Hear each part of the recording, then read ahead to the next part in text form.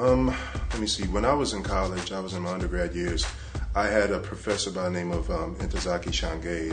For those who aren't familiar, she was the woman who wrote For Color Girls Who Have Considered Suicide When the Rainbow Isn't Enough, which was later adapted into a Tyler Perry movie, For Color Girls.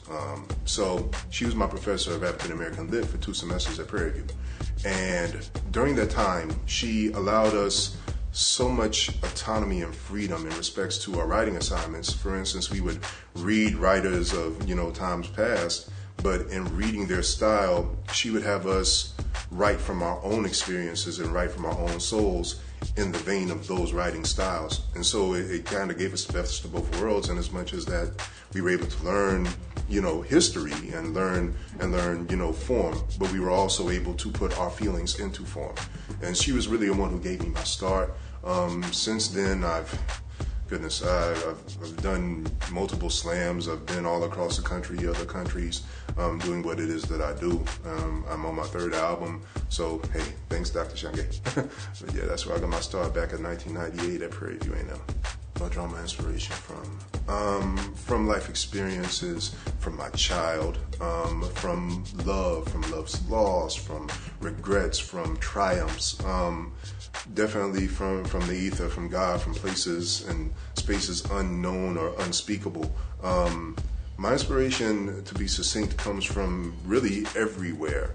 There's always something that one can learn in their life experience. So as long as I'm alive to live it, then I have the opportunity to also report on it. So yeah, everywhere. My biggest goal with my art. Right now, my biggest goal with my art is to be able to eat off of it, make it my full-time job, and be able to pay my rent and pay for food and take care of my child. That's what I would like to do with my art right now. In the longer term, I would like to reach audiences from here to Bangkok to Bangladesh. I want people to know what it is that I'm doing, not because of me, but because I believe I serve a higher purpose in what it is that I'm doing. And I want to touch lives in a positive way. I'm of the belief that I was sent here as a worker of light. So, what I want to do with my art is shine that light as far as I possibly can. It's a catharsis. My art is freedom.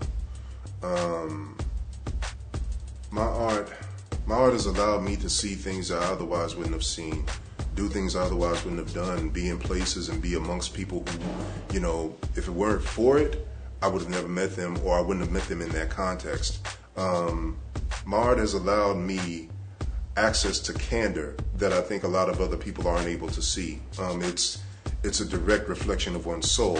And so in me being able to reflect that within myself, I'm able to get it from other people. So it's kind of a reciprocal exchange. And my art for me is everything, because I need that interaction with other people. I need that candor. I need that honesty. I need that love. Where am I looking to go with my art? All around the world. I've had my sights set on London for a long time. I've also had my sights set on Tokyo, or Antigua, on Africa, and all points therein. I want to reach as many people as I can with my life's mission. My art is an extension of my mission in life, which is to work positivity and light into the lives of those who I meet. So, where I want to go with my art is into the hearts of all mankind and womankind. I don't want to get that wrong. Ultimately, I'm one of many, but I'm one. And I want as many people to know me as possibly can. Okay. At the night showcase, I have my friend and brother downstairs, Ifawole, who is an amazing percussionist, conga player, djembe player, and then I also play djembe. So I'll be playing djembe, he'll be playing congas, and we're going to be presenting, how do I explain this? It's poetry. It's often been described as kind of a mix between poetry and lyricism, like in the vein of hip hop, mixed with some jazz. It's different. It's kind of hard to walk you through it because it's a sprint. But I'm going to touch on different topics from from love and eroticism to esoteric speech to hip hop and points in between. So, ultimately, what I'm going to be presenting is food for thought, and it's a smorgasbord. I'm grateful for the opportunity.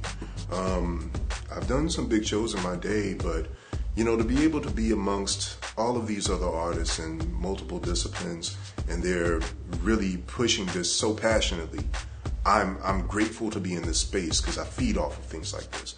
So Raw has provided this opportunity, and I love Raw. My name is Karega, and I am a Raw artist.